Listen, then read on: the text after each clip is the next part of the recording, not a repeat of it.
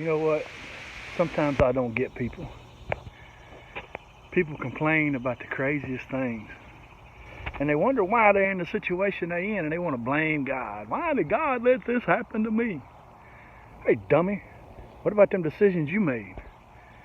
What about them times that in your spirit you heard don't do this, or you shouldn't do this, or that's dangerous, or you should think about this before you do it, and God's leading, trying to get you not to do something, and then you go and do it, and then you want to blame God. God, why'd you let this happen?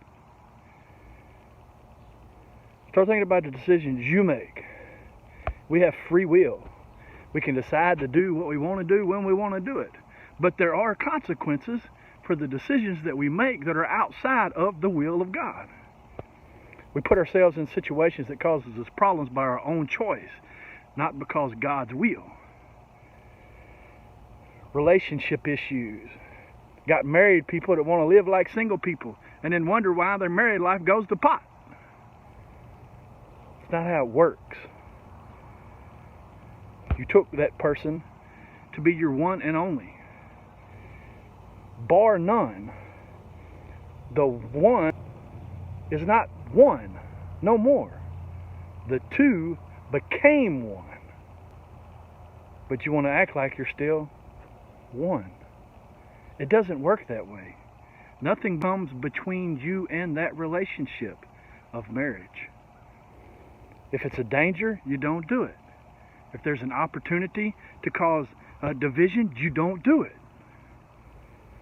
And then you definitely don't look at God and go, God, why did my marriage end?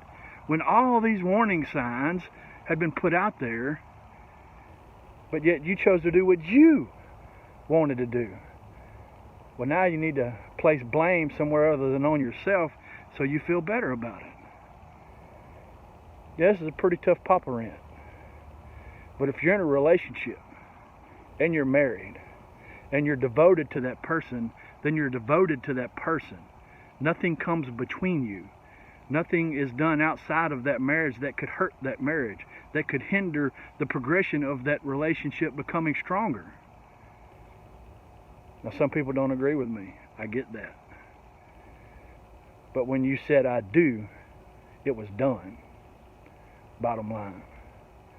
Now, this is coming from a guy who's been divorced 3 times.